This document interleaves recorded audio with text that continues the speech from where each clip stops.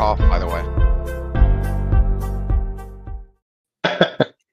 Good morning. Good morning. You guys got a sneak preview of who's going to be joining us today during our countdown.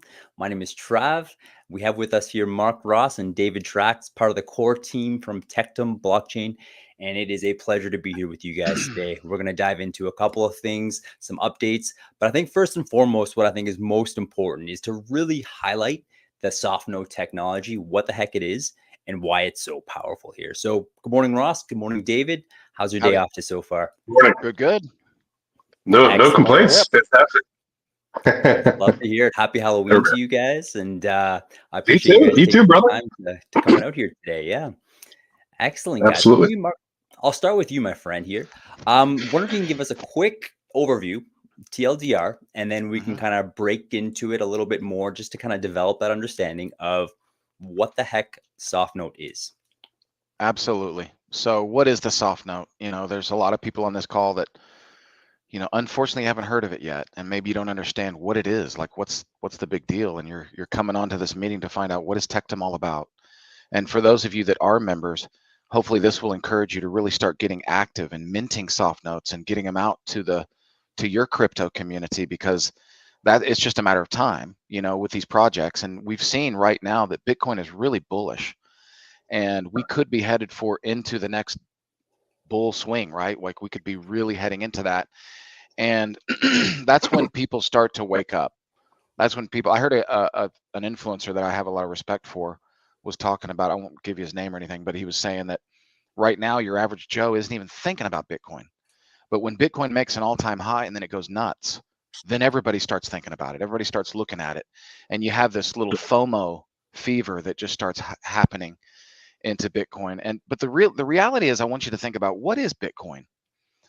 It's really become kind of just this store of digital value. Like, it's digital, but you could, if you own Bitcoin, of course it grows. You can cash it out if you sell it. Excuse me. But the reality is, what is it? Why was it created? Well, it was originally created to be a currency, right? It was meant to be a world currency that could be available to anyone with a computer, right? Anybody with the ability to set up a Bitcoin wallet. And now we have exchanges for Bitcoin. But when it was first invented, and it's a mystery, right? Satoshi Nakamoto, who is he? What was he about? All this stuff. Some people say Elon Musk invented Bitcoin. I mean, there's all these silly theories about where it came from. Why is that? Because it's blockchain. And that's the thing about me, just to tell you, I'm sure that my story can relate to a lot of you out there. When I heard about Bitcoin first, I thought, so somebody created a digital currency. Why? And why would I want it? And who cares, right? Why would I care? Oh, you created this thing and called it Bitcoin, so I'm supposed to buy it. I just thought maybe it was some Ponzi scheme or something, right? I thought this could be a hot idea for a while and then it just fizzle or something. But what people didn't explain to me at the time, and I can't believe it because I've known so many entrepreneurs for so long. I've been full-time at home as an entrepreneur for almost 25 years, right? And I've built so many relationships with so many entrepreneurs and people, but nobody sat me down and explain to me what blockchain is. What is it? It's this trustless environment where, when we're moving anything financially, it's designed to make it so that it's 100% secure, it's anonymous in the way that it's private, and that it can be, that it can't be duplicated, right? In other words, once a Bitcoin was created, right, you can't like create a fake Bitcoin like you can, for instance, fiat currency. Like, there's all kinds of rackets out there creating fake dollar bills and things like that. So you have this finite supply, so that rather than it being inflationary, it's this deflationary currency that could hopefully one day, the design of it is to just take over the world, that everybody uses Bitcoin, right? And so when I understood what blockchain was, that's when I was like, oh, but you know what? I really was kicking myself, because when I was first introduced to Bitcoin, I could have sworn it was probably less than $100, you know. And someone called me up that was, you know, one of my team members and one of my entrepreneurial things that I was doing. And he was like, I think I'm going to get into this Bitcoin. It was $300 at the time. And I literally told him, nah, I'm not going to get into that thing. It's just a Ponzi scheme, you know. But when I realized what blockchain was, well, here's the thing. Let me go back a second. I bought Bitcoin at about $1,500, and this, I think, was about 2015. And it was because someone just convinced me. I kept seeing the value go up, and I'm like, all right, fine, I'll buy some Bitcoin, right? So I bought some Bitcoin, and I still didn't know what blockchain was. Even the guy that urged me to do it didn't explain what blockchain was. He's just like, you got to get Bitcoin. It's going up. It's going to be great. And you're going to use this Bitcoin to get into this thing. And so I was like, okay, fine. I got some Bitcoin. It wasn't until 2017 that the light went on. What is blockchain? Then I was like, oh my gosh, where have I been all this time? And then Bitcoin goes to like 20,000. I probably had like 8 or 9 Bitcoin at the time. I still didn't know what to do with it, but I got into crypto fever. I saw these altcoins coming out. And the reason I tell you this story is because I made a lot of money in crypto and then I lost it all. Like, it was just like, I know there's people out there that are like, yeah, me too, right? Because we've all been through that. If you've been here since 2017 or even 2015, you probably hit that explosion and then you just were like the beneficiary of this gigantic explosion and then the victim of its implosion, you know? And so all these things happened. And then the reality for me on Bitcoin really set in when I started to realize the problems with Bitcoin. There's a problem. You really can't practically spend it anywhere. I mean, unless you want to buy a car, if you want to buy this big item and the car dealership says, sure, we'll take Bitcoin, no big deal. But if you want to buy coffee, if you want to buy groceries, if you want to buy everyday goods with Bitcoin, it's just not practical. And you know what? That's what it was designed to do.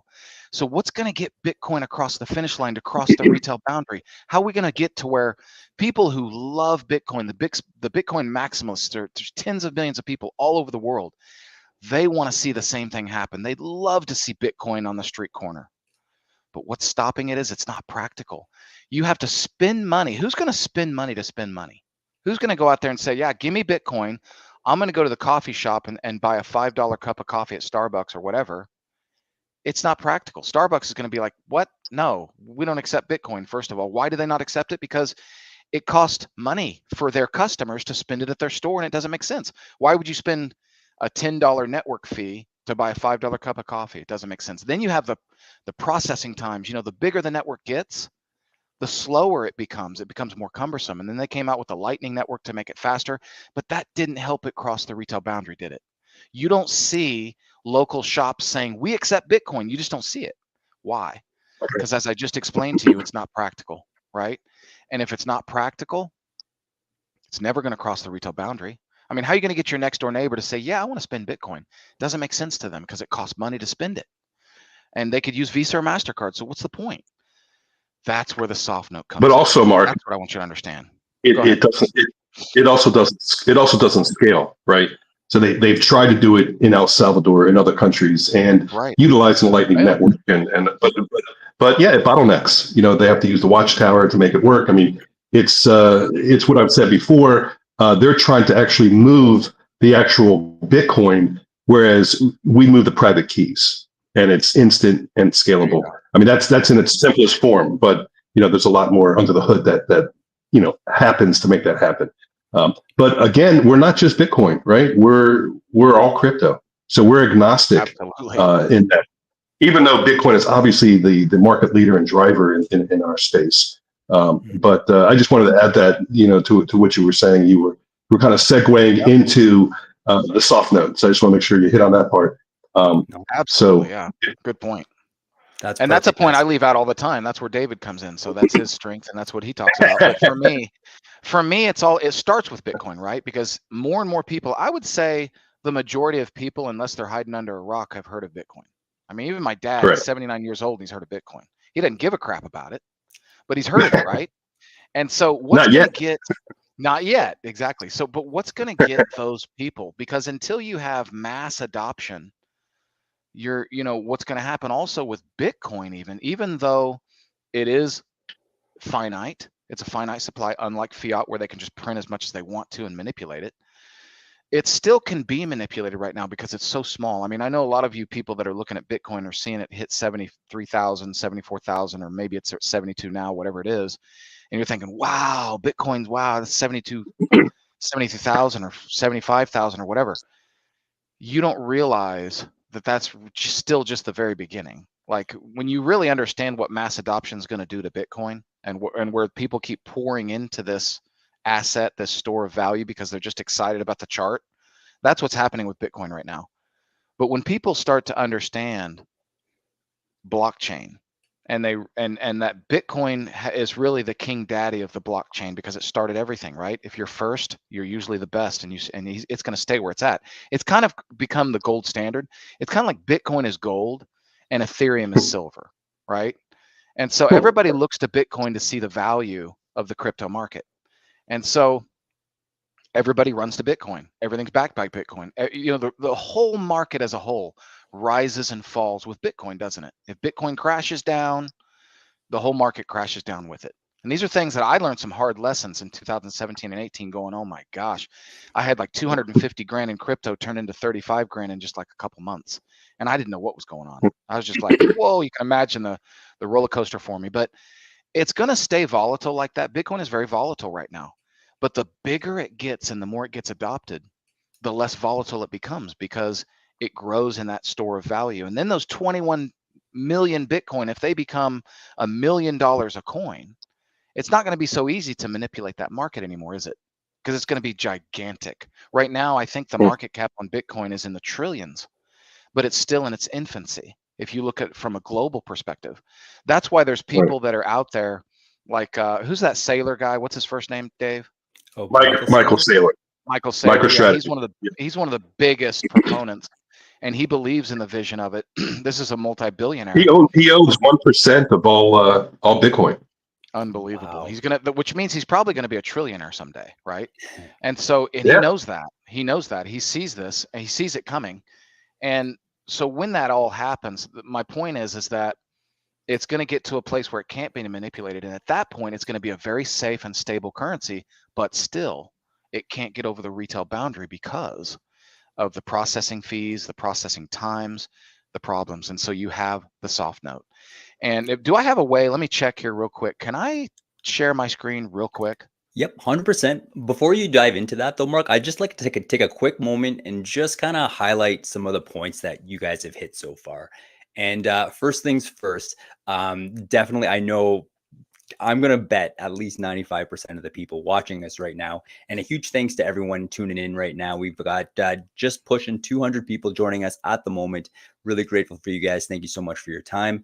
I am sure each and every single one of you can relate to that roller coaster of emotion of seeing your wallet go up, going down, and just everything involved in that. And that actually reminds me of a post that I made yesterday.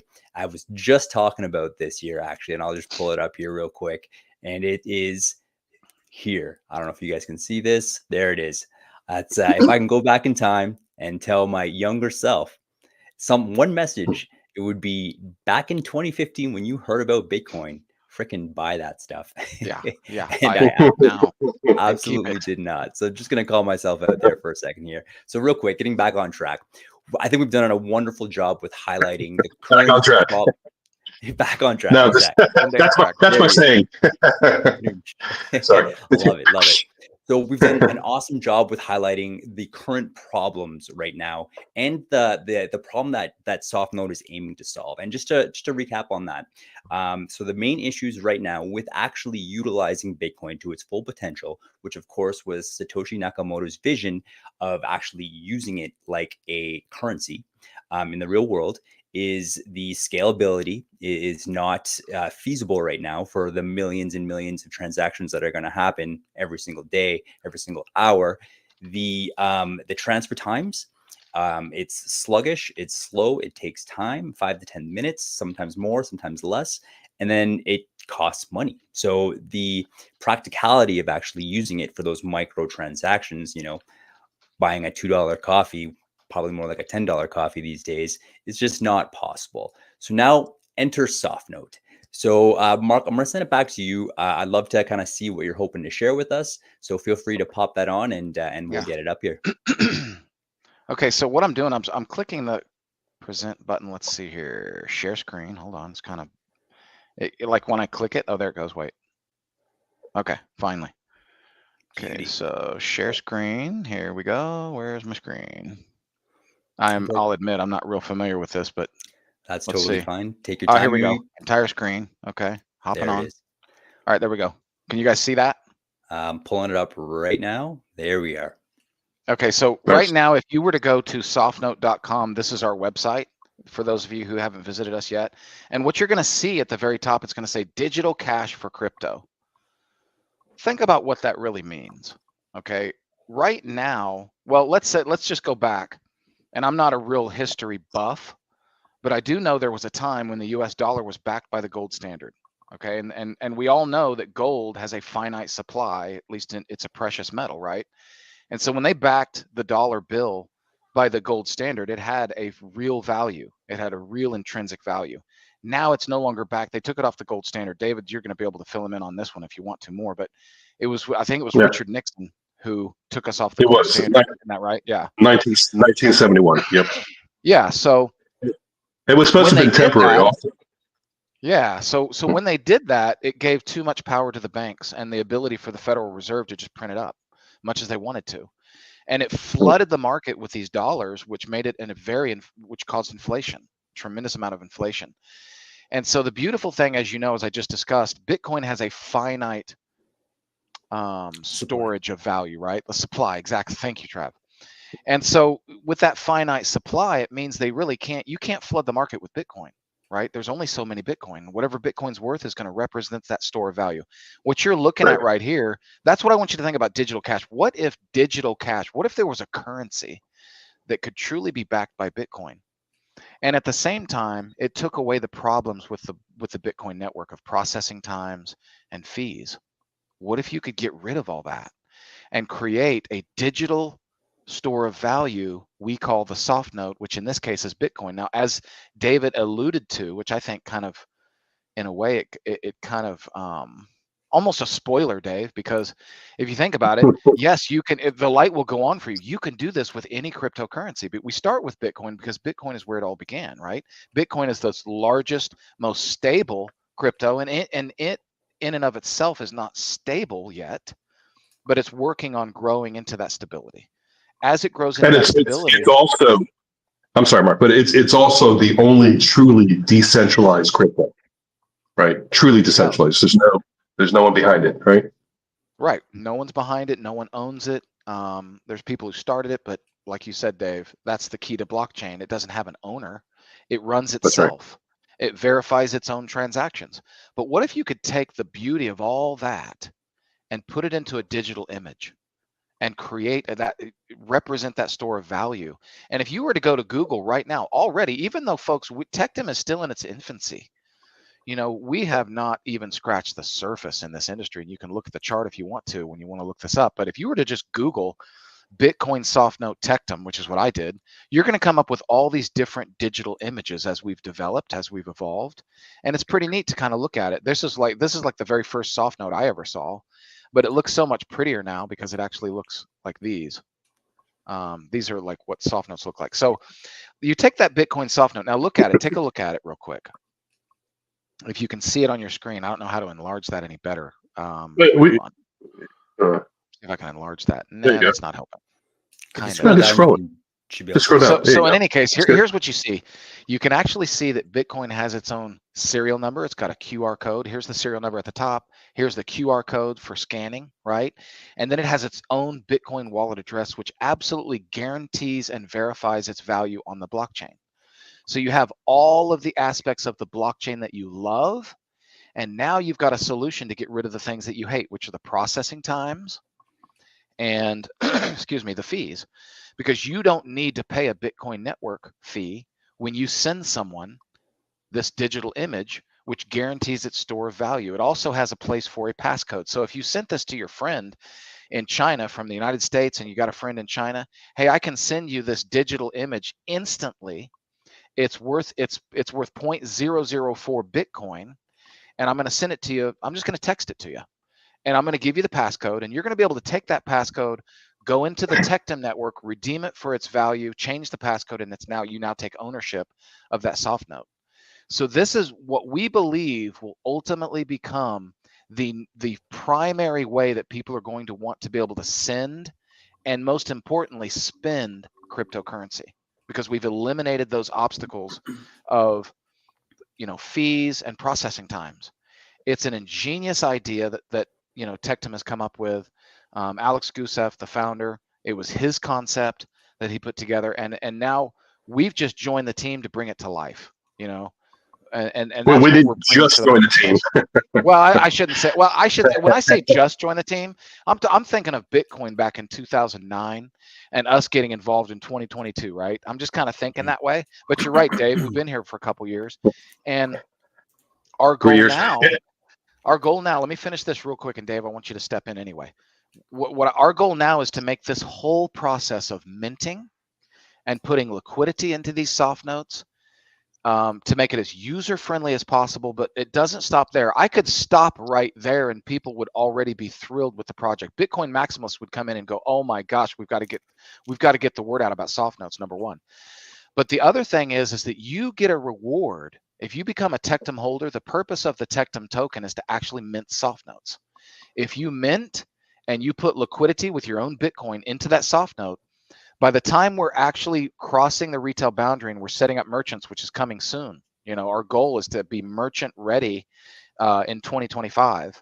And when that happens, that means merchants are going to be able to receive Bitcoins on the soft note instantly from their customers. They're going to be able to take their soft note app, their wallet on their cell phone, touch their cell phone to their merchant, instantly transfer that Bitcoin into their account where the merchant pays only a 1% processing fee. 1%. Up to 1%. Up to 1%. Just to make sure. And that's minimum 2 to 3 times cheaper than they're already paying for Visa and MasterCard. So not only are they going to make it so that their customers can spend and utilize Bitcoin for free and instant, but they're going to make it so that it's even cheaper for the merchant to actually take in Bitcoin than it is Visa and MasterCard through fiat. That's the whole goal. And most importantly, those who mint and provide liquidity to soft notes will be earning 40% of that transaction, of that 1% fee, which is going to go to the person who put that out into circulation. So that's the reward to the community. Now think about the reward of that. If you can put out a Bitcoin soft note that eventually, who knows how many times it can transact, but it could go throughout the world, right? Unlimited transactions, and you're getting 40% of that 1% coming back to you in Bitcoin every time that transaction happens. That's going to get an on fire community wanting to get these soft notes out. So go ahead, Dave. No, I mean that was awesome. You're absolutely right. I mean the incentive is already there for the maximalists, but like you said, I mean, you know, to be able to earn in perpetuity for the movement and circulation of the soft node is, you know, you can't even quantify what that could turn into as our ecosystem grows. So this is just really the impetus of yeah. This is something, David, you've always said. I don't want to steal your thunder, but you haven't said it yet, so I got to say it. Is that you know, it wasn't about that. We actually, rather than compete with the industry, we actually add value to Bitcoin, don't we? We complement and we add value. I don't know any other crypto project yet that is doing this, number one, but number two, actually adding value to other cryptocurrencies. We're complementing them. We're making them so that they're able to cross the retail boundary. If we add value to Bitcoin, I don't want to make any, I mean, this is not financial advice, but there is the potential that the Tectum supply is only 10 million. The Bitcoin supply is 21 million. You do the math. Well, if we transcend this industry, when we transcend the industry, listen, a rising tide lifts all ships, and like you said, I can't think of any other crypto project blockchain that, number one, is fully in action. Like what company has reached any kind of real maturity? I mean, Bitcoin store of value, Ethereum, there's projects building on it. I mean, you can go down a line of different meme coins that are on Solana and everything else, but where's the real world asset coming into play? We don't really see it that often working and happening. Not only are we agnostic in helping the entire industry, but we will be a fully mature company product-wise and mass adoption really, really soon. Obviously, we're not here to make dates and times, but Mark did say in 25 we're going to be merchant ready. The fact of the matter is it's early 25. We are extremely close to flipping on the switch and and hitting that mass adoption. I will say this, like Mark was alluding to, we're not here to give financial advice, but, pat yourselves on the back for being here on this call, because it's about to hit the fan. Let me just put it to you that way. And it's nice to be in the know, and to know that things are about to happen. So, and they are happening, right? We know there's exciting stuff is happening. We've been making announcements where we can, and we've been holding tight to the vest where we can. So, so, Amazing. but we stuck down Trav, man. We need to get you back in here. I love it. I love it. Around a little bit. So here's my plan. I've got a quick story I want to share as well about my experience with SoftNote. Then we've got a couple questions coming in. I'm just hoping I could pop those up and maybe we can clarify a couple things about the SoftNote. So first things first here, where's the homie Alex? So Alex is actually, it's his birthday today. So happy birthday, Alex. Happy birthday, Alex. Celebrating the birthday, 53 today. Wow. Okay. Old man. He's old man. Says the old man. 37. Yeah, that's right. In true Alex fashion, he is busy grinding. He has some high level meetings today, so unfortunately, he is not able to join us. But stay tuned for we are rescheduling it as fast as we possibly can. We'll have him back here ASAP to help dive deeper into a lot of these technical concepts. The story I wanted to share. I remember the first time my mind was blown by the power of SoftNote. It was a couple months ago now. I was pretty fresh to hosting you guys on our live streams, on our spaces here. And all of a sudden, my phone dings, and I got a DM on Telegram from Alex. And I open the DM, and there's a picture there of a SoftNote. I'm like, oh, cool, it's a SoftNote. And looks awesome, looks super cool, looks clean and all that. And it was a picture that he had actually took of a SoftNote that he printed out onto a paper on his desk. So I'm like, huh, cool. Like, what's the deal with this? Why are you showing me this? And he's like, oh, that's $100 in Bitcoin. That's for you. And just knowing that he was in Russia at the time, and I believe he's still there. I'm in Western Canada. He's in Dubai. Okay, gotcha. Right now. Halfway across the world from where I am, he took a picture of a physical paper SoftNote, sent it to me, and he's like, here's the code that you need, and that 100 Bitcoin is yours. I tapped it in, and in a split second, there was $100 worth of Bitcoin in my wallet. And that was just the most incredible thing. It was easy. I felt safe doing it because unlike a lot of other Bitcoin transfers, me personally, I often panic that I have put in the other person's wallet address correctly. There was no risk along those sort of terms. And it was easy, it was fast, and it was free. There was no transaction fees that I had to pay, which was incredible here. So ever since then, I've been super excited, absolutely honored to be here with you guys, to be able to dive deeper into this, to share your vision with the world. So here's my first question that I'm going to pop up. It's from DeFi Gardener, excellent name. And it says, so they are transferring the private key for the Bitcoin wallet in SoftNote. That's why it's so fast. Also, Tectum has its own Bitcoin node, so confirmations are still recorded on chain. Is this accurate, guys? Does this sound like anything else that you want to kind of elaborate on this point here? Or because he was asking if this is kind of the gist of it. Where he gets it wrong is that the confirmations are still recorded on chain, because they're not. They're off chain, and that's what makes them transactionless, and that's what makes them free and instant. So you have the guaranteed store of value with its wallet, with its the representation of that Bitcoin and its store of value on that SoftNote. You have its web wallet, you have its own serial code, so with its own QR code as well, that it has it's like a certificate of authenticity, so to speak, right? If it's peer-to-peer, someone has the passcode, they're the only ones who have it. So but there's nothing that actually occurs on the blockchain. It goes around the blockchain. Wow. That's what's beautiful about it. It doesn't need to be recorded. It's totally anonymous, totally private, totally instant, no fees. It solves the problem, but it maintains that beautiful security and the love of blockchain. Now I think you might have accidentally, Trav, you might have accidentally skipped a question here. It was from Blah of Blah. Okay, who knows Blah? Whoever you are, Blah of Blah, I want to answer your question. It says MasterCard are launching their crypto payment products. What is the benefit of the SoftNote over the MasterCards and Visas of this world? Excellent question. I'm so glad you asked that question, because That's one of the beautiful things about what we're doing here. If you get, and I've seen this happen over and over. I mean, that's nothing new. MasterCard and Visa, they've been trying to load crypto for years, okay? But the problem is still the same. When you need to load Bitcoin onto MasterCard, what happens? Processing fees, time, and the same issue. It's just that now you've got it on a card. Now, you're right. Once you get it on the card and you can spend it, great. But here's the problem. You're going to have to keep loading that card over and over and over. And our goal is to have an exchange.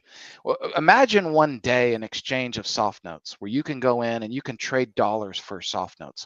No fees, no processing times. You can literally buy these SoftNotes knowing that, oh, I didn't have to go to Coinbase and wait for a week and get approved and blah, blah, blah. I was able to go into the SoftNote exchange and I was able to put my fiat, maybe use Visa and MasterCard there if you want to.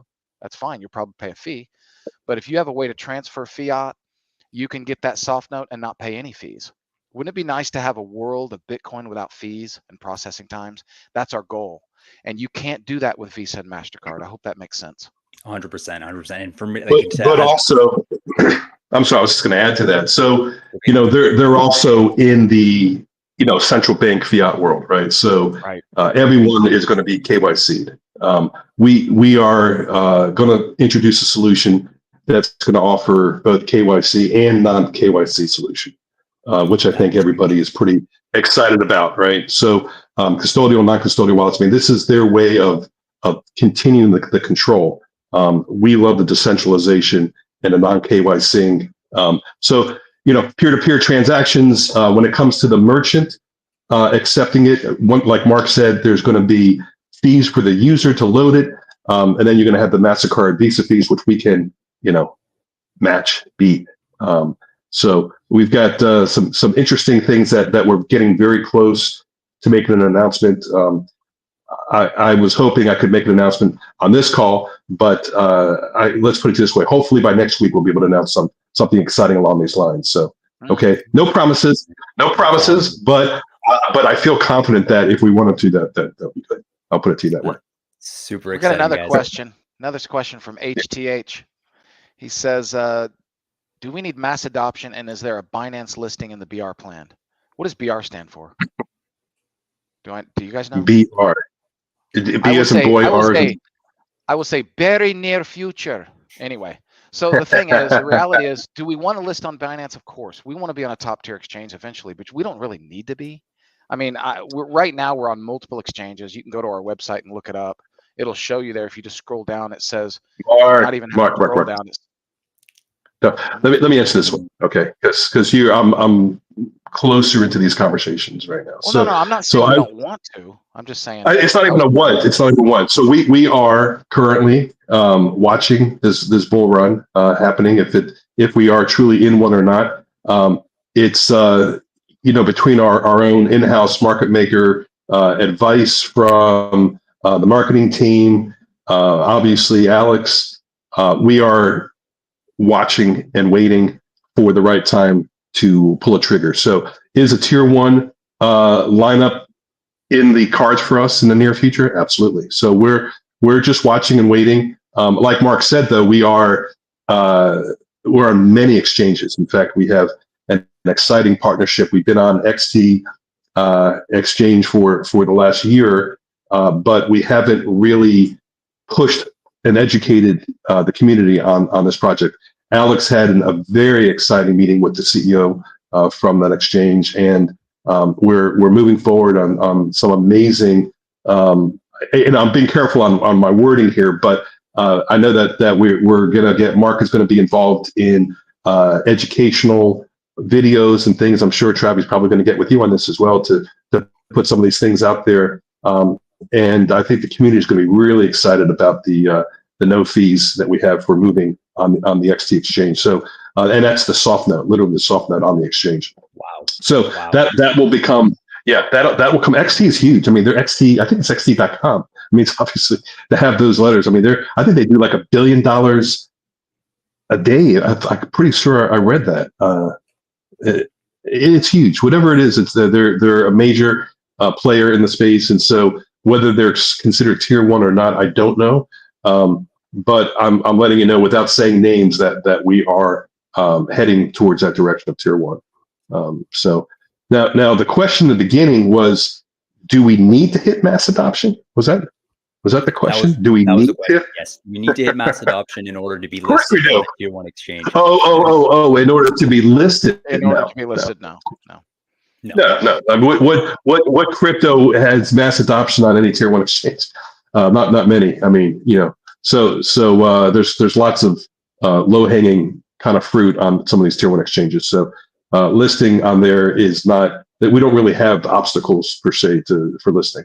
So, but do we need to hit mass adoption? Period. Yes. Yes. And I'd like to propose kind of reframing that sentence as opposed to, do we need, does Tectum require mass adoption in order to be listed on a tier one exchange? I'll reframe that to, by Tectum putting SoftNote and Tectum on a tier one exchange, that will promote mass adoption. I'll go out on a limb and I'll throw that out there and I'll see if that sticks. One thing I did. Can I add to that, Trev? The irony is, if we were to hit mass adoption, we would not need a tier one exchange. Right. There'd literally be no reason unless we want to do it. But it's like there's almost no benefit at that point if we've actually hit mass adoption. But the thing is, the tier one exchanges will come to us anyway. I mean, I see us growing to the point now. I'm not saying we don't want to be on a tier one, obviously, of course. The more exchanges we can get on, the better. But I'm just saying that this thing can go viral and take on a life of its own without it. That's all I'm trying to say, which I think is awesome. Because the bigger a project gets, it kind of becomes inevitable, doesn't it? Don't the tier ones just kind of start coming to you? Oh, they are, Mark. Yeah. So that's all there is to it.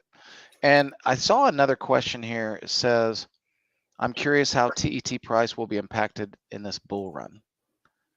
And that was by I don't know if I'm pronouncing it right. Kamad? Yeah, that sounds about right. Okay. Apologies if we butchered that. How will it be impacted? That's a great question, and that's something that you really need to decide. We can't give numbers. We can't throw out, hey, here's what's going to happen to the price and all this stuff, but you got to decide where this project goes. I know on this last rally that we had, I wouldn't call it a bull run, but back in January, we went up to like, what, $45 a token at that time. And to be a billion, if we get to $1 billion market cap, currently we have about, what, 7.5 million tokens in circulation right now, Dave? Isn't that about right? Yeah.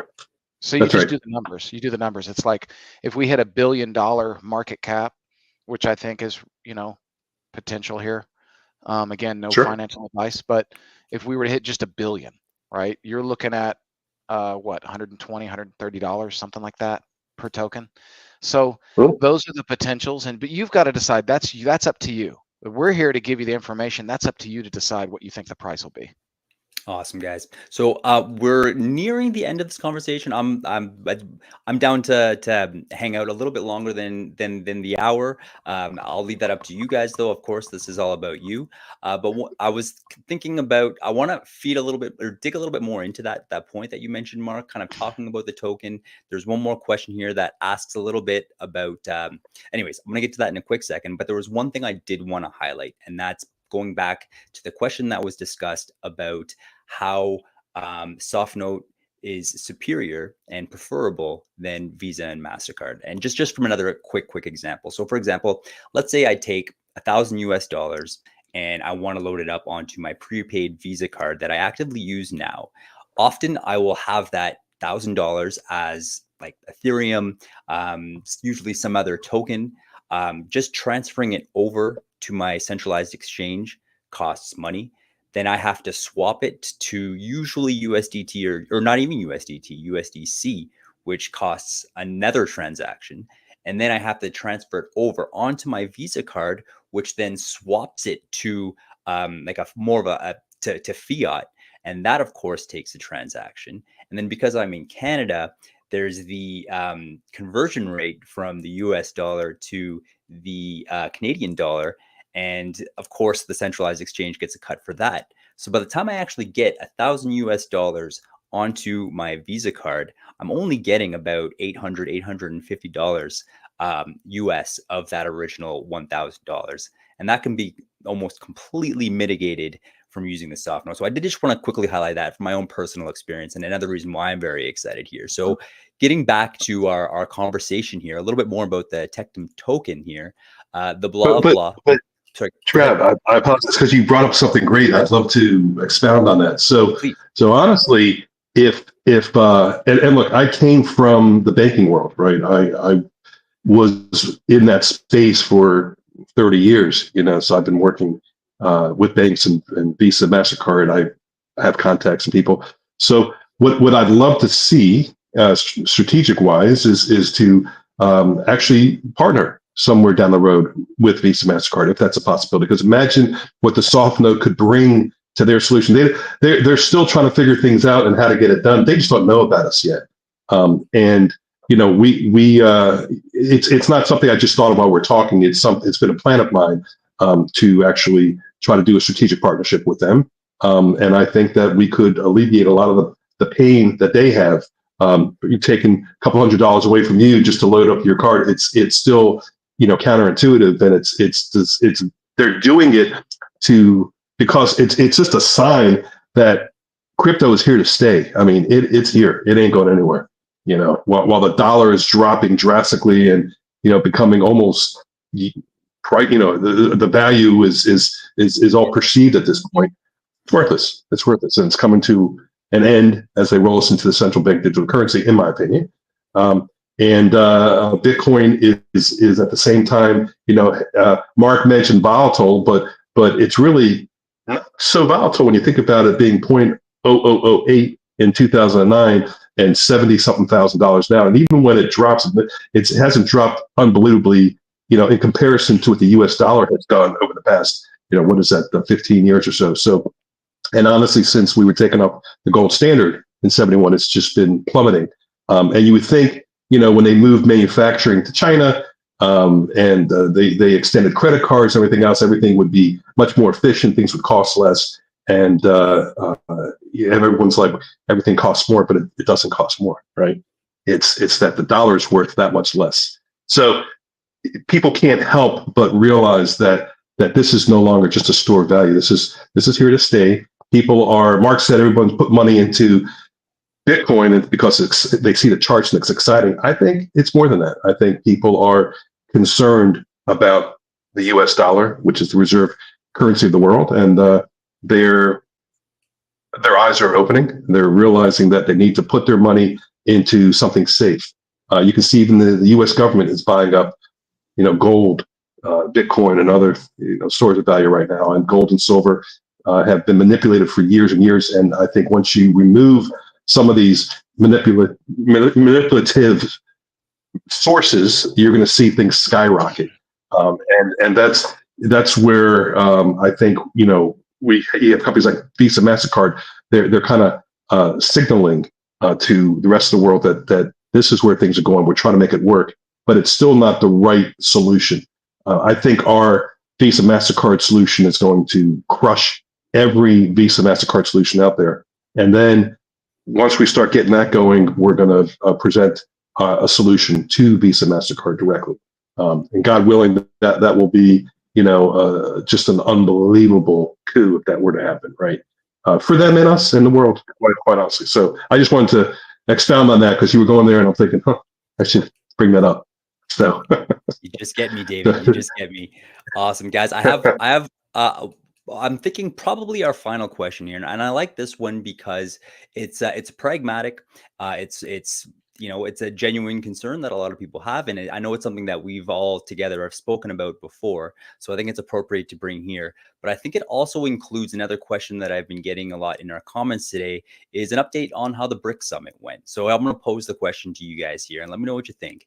We can have the best playground, it's great, but if no one knows Tectum, no one comes to the best playground. And so the way I'm interpreting this is the question that I'm teasing from this is, what are Tectum's plans to start promoting, start to get more engagement, start to attract more users? And I think that plays in beautifully to how the BRICS Summit went, because I know you guys have been all over the map in different events, sponsoring events, doing in-house AMAs, all these different things. So I would love if you guys can take a moment and just address this a little bit and kind of reassure our audience today on the efforts that you guys are putting in to really help show and shine Tectum to the rest of the world here. Well, I guess since Alex isn't here, it probably goes to me because I'm more plugged into things right now like that than Mark at this point. Unless Mark, you've heard something. But in all transparency, honesty, I'm so busy in other areas of the company that I wasn't there. Number one, it was in Russia. It's kind of difficult for us to do something like that from here in the United States. But number two, the one thing I will say is that Alex has a somewhat of a relationship with the person who is head of Bricks. He's been in communication with them. He's shared a lot of what we do as a company. And I think it's only a matter of time. I think some eyeballs have already been on us because of certain partnerships that we've had. I don't want to speak out of turn. I'd prefer to have Alex really elaborate on that because he's really plugged into what's going on there. But I can tell you that he has the ear of probably the most important person in Bricks. So where that relationship has gone as of recent, I don't know. And in fact, now I'm curious to know myself. So, I'll reach out to him and see what the latest is. But I do know that they know who we are. Put it to you that way. They know who we are. And what the next steps are with them, I don't know. They things might be moving forward, and I'm not even aware of it. So I've just been in my lane doing my thing, and so that's it's a great question. I really should know, honestly. So I'm sure if something was big, I would know. So is quite honestly, but there's probably things in the pipeline. So we'll get that answer. Perfect. And I think the reason why I wanted to pose that question to you is A, drop some teasers, B, just acknowledge that a relationship is formed, and it's just down to kind of negotiations at this point as to how to proceed with that. And then yeah, of course, like the teaser for future announcements, I could not resist. Real quick here, how about in terms of marketing efforts, or in terms of just promoting Tectum and SoftNote? I was wondering if you guys can give us any updates from that category. Yeah, Night Owl was asking about that. I noticed that Night Owl had said Mark Ross is for marketing here. Where's the marketing? And the thing is, what I can tell you is, number one, I'm not the head of marketing. I'm the head of mass adoption, and I'm really the message more than the marketer. But I actually am building some relationships with influencers. There's people in our team that are building relationships with influencers, and that's happening on a regular basis and has been since July of last year. But it's growing, and the bull market still, though, I don't care how much marketing or how much influence you get out there, you can't beat the bull or bear market. Like, you can't. No one's been able to do it, right? Maybe temporarily, but you've seen a few outliers that happen. But there's not a lot of momentum yet. They're starting to. It's brewing. And David, you've got way more insight on marketing than I do. What do you have to say about marketing? Yeah, no, I will say this. Listen, it's an interesting timing right now because we are so close to making not just one, not just two, not just three, not just four, but probably close to 10 major announcements. And so, I'm glad no one's been asking about what's going on in the Middle East, but I can tell you that we've got it's so close that some of them I feel like I probably could announce, but I'd rather talk to Alex first and the team to make a decision as to what we can share and how much of it we can share. I'm torn because I'm dying to tell everybody everything, but I just can't. So things are close to the vest for a reason, but I can tell you that those 10 things, we start making announcements. It's not going to be little drips. We're lined up amazing PR marketing companies where we fortunately have the wherewithal as a company financially to spend big money on big marketing. But why piecemeal it? Why do a little here, a little there? Let's get all our ducks in a row. We ask everybody to trust the process. When I came here, I shouldn't say when I came back, right? I was CEO a few years back. I stayed on the board. I watched, monitored, communicated, came back in the beginning of July. We were 4 something a token. It's now, where's it, 9, 10? I'm not taking credit for that, but I think that as a team, we've done, we've done a few things that have rallied the troops. Mark coming back, stepping in here as well. We've amassed a solid team of people to get this across the finishing line. We appreciate all the holders, hodlers, in our community and helping to spread the word. Those that are in there, they know that I'm active. I communicate with people on a regular basis.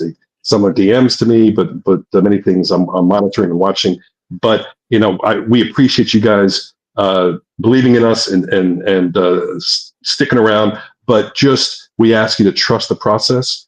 Everybody wants to weigh in, give their ideas, help us doing this. We appreciate the feedback. Sometimes there's things that are mentioned that I never thought of. I mean, honestly, I've jotted down. I store a lot of this information into offline thing that I look at regularly, and I have gone after some of those ideas. They're quite good, but people keep asking, when is the marketing? When is marketing? When at the right time, hits. That's when the marketing comes. So we just say hold close. We're real close, and we're gonna come out banging loud. And that's the stuff I've been doing for years, right? I've been a digital marketing company owner. I've been consulting in the monetary space of fiat and crypto. I've been doing this kind of stuff for years and years and years for companies, both publicly traded, NASDAQ and others. So I know what I'm doing, but at the same time, I can't do it all. And so I like to bring in experts as well. And then we have a great internal team. And then the outside team will be a major player in the space. They're not cheap, but we can afford it now. So it's coming. That was my long-winded way of saying, and I wanted to give that long answer because I see that there's two things I see the most in that community. Number one, when is the tier one coming? And number two, when is the big marketing coming? And they're both pretty much hand in hand type of thing. So leave it at that. I love it, David. I love it. And what really stands out with your answers is the amount of effort that's going into it, the amount of passion that's going into it, and the amount of resources that are going into it. The fact that you guys have an in-house market maker to help consult on making these integral decisions, certainly to me lends a ton of credibility to the work that you guys are doing. Thank you so much for that. And then also, I just want to give a shout out to our community here, because as with any crypto project, teams are nothing without such a stellar community. And the fact that all of you guys here, we're pushing 500 people now watching our stream, everyone in our Telegram group, you guys are constantly out here to try and make this as best as possible. And we appreciate the crap out of you, because not only are we putting in the work from our ends here, but we're also holders. So we are very much invested in the success of this project. And I just want to also, full disclosure, I'm not a member of the team. I am a host, but I do just want to jump on that bandwagon and say that I am a holder as well here. So all that to say, appreciate every single one of you guys. Together we are stronger, and this is going to be absolutely incredible. Mark, were you trying to jump in there to say something as well here, or am I just hearing real quick? I did want to say, because Blah actually asked a good question a while back. He wanted to know a little bit about the Middle East thing, and I'm not going to get into that because that's really Alex and Dave's thing. But what it is about the TET token's relationship with the SoftNote. So what is that relationship? Well, that's kind of what I touched on a little bit earlier. I'm going to share the screen real quick, just for like 2 seconds here. And if I can get that dang thing to come up here. Hold on. Okay, what you're looking at here is in the back office. You can see all these different denominations of Bitcoin. See all these different ones? You can go from 000 whatever, 2 or 1 or 5 or whatever of Bitcoin that you want to put on a soft note. Tectum's relationship to the soft note is its utility. The utility is to mint soft notes. You can't mint a soft note without Tectum token, right? So in order to have a Tectum token and get into the soft note, you have to go onto any exchange that we offer, and you have to buy that Tectum token, and it has that utility, which is to mint soft notes. And you can see right now, just fractions of a soft note can mint these Bitcoin soft notes, right? So like here's an example. Let me just pull one out here.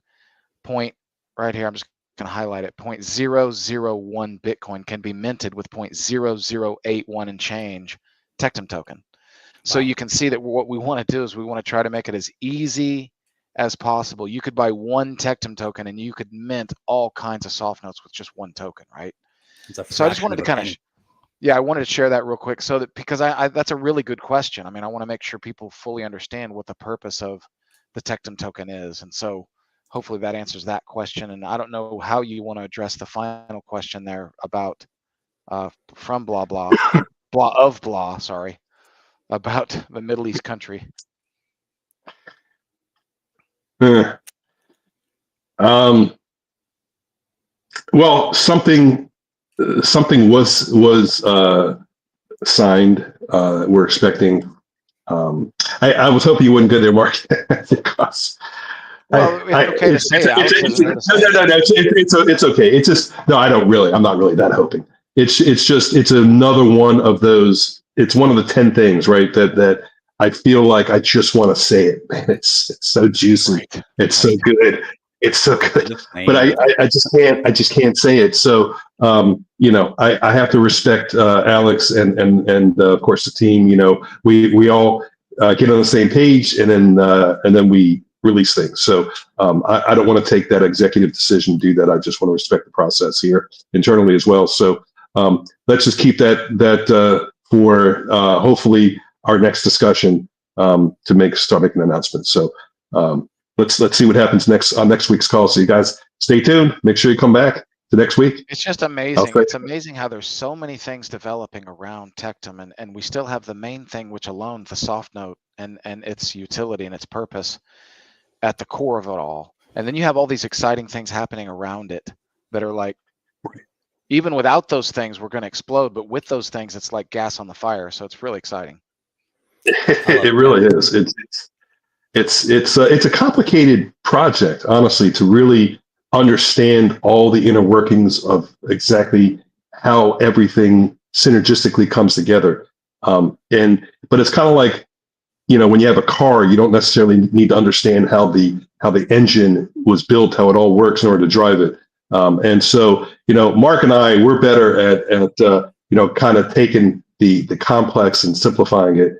And I'm happier that way. My brain just doesn't work quite like Alex's does. And it's, the devs and Alex are amazing architects and developers, and he's got that, mad genius brain of his that keeps all that stuff going. We're just the facilitators to get this to the public and mass adoption. So like Mark said, there's so many amazing things on the one side, not even to just mention the mass adoption of the SoftNote.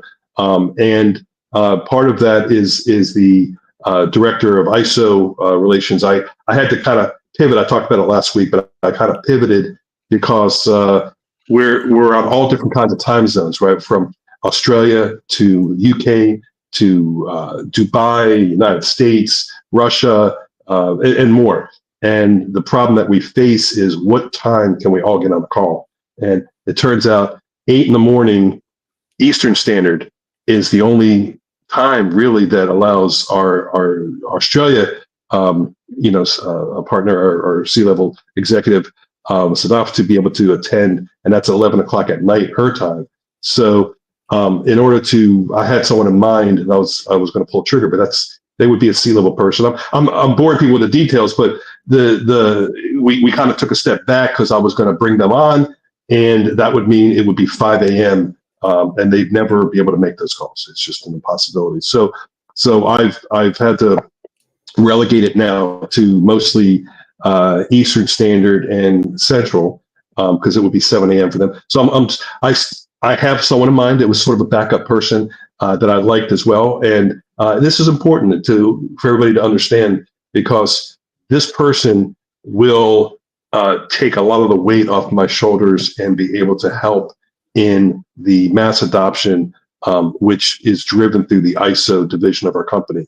So that's a big part. I mean, it's one thing to have mass adoption with people knowing about who we are. It's another thing for real mass adoption where we are ubiquitous when it comes to the point of sale. Seeing labels, stickers on retail windows. We accept SoftNote. Seeing things at online when we accept Bitcoin, we accept crypto on websites. You'll know when we've truly hit mass adoption. And once you hit critical mass, it's game over. But we are expecting 2025 to be unbelievably tremendous for this company, and I'm just excited to see it happen. So I just want to leave it with that note. I don't know if there's anything else you guys want to add, but that's my feelings. What else can you say? Great way to end it off today, guys. Mark, was there anything else that you wanted to add here before we log off today? I think we're all set. Perfect, guys. One thing I did just want to quickly highlight this, what David was just talking about, hiring a new a lead for ISO.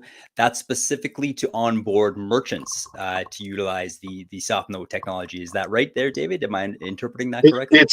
It's overseeing the actual department that onboards merchants. So yeah, sure, they'll bring with them a list, of other ISOs. So a lot of people get confused. They hear the acronym ISO, which stands for Independent Sales Organization, but some think of it as a one-off person or a two-person or a small company. Some are, Fortune 500, Fortune 100 companies, gigantic, financial, considered ISOs is the call was coming in here. I can't get it off my screen. Sorry, guys. Can you still hear me? Still, we can hear you. Okay. Yep, loud and clear. Can you hear me? Yep. Hear you for a second. Now we can hear you. We can.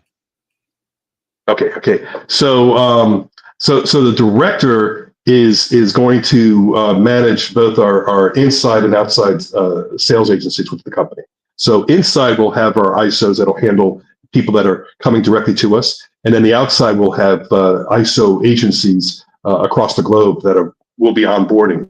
So, and as a reminder, I've been relatively quiet in our ISO Telegram group, but I encourage people, anybody who wants to join our ISO agency, either inside or outside, to join that Telegram group. It's pinned inside of our community general chat, and it doesn't cost you anything to come in here and check it out. But all the latest announcements will come through that, and eventually our director of ISO relations will be really the admin managing that group and training and so on. So they'll be essential in the integration of the point of sale, integration of our with their EPOS system, with the CRM, everything, SoftNote, all of that. So I'll be my right hand man, quite honestly. So so hopefully that answered kind of.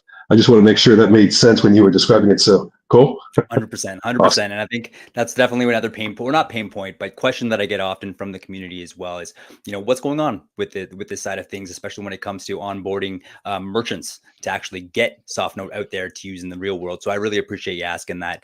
But friends, we are going to end it off for today. Real quick recap. We dove into a little bit more about what the heck SoftNote is and why it's so exciting. We spoke about a couple of exciting announcements that are going to be coming. We teased a little bit on a couple major announcements, in particular in terms of partnerships, in terms of marketing, and in terms of onboarding new team members. And of course, we had Mark and David here just shining their stellar personality. So Mark, David, I just want to thank you guys so much for being here with us, for taking the time, for speaking to your community, and for fielding these very important questions that they've been asking. And of course, to our audience and our community, thank you guys so much. A couple of quick shout outs here. Ancient Snow Monkey, Night Owl. We've got the Blah of Blah. We've got Nano. We've got DeFi Gardener. I just want to thank you guys so much for being here, for engaging, for asking us those questions, for challenging us. Truly appreciate you. And stay tuned, because next week on Thursday, we'll be right back at it at the same time here. So appreciate you guys. Mark and David, thank you once again. Everyone have a wonderful rest of your day. We'll see y'all. Take care, guys. Thank you.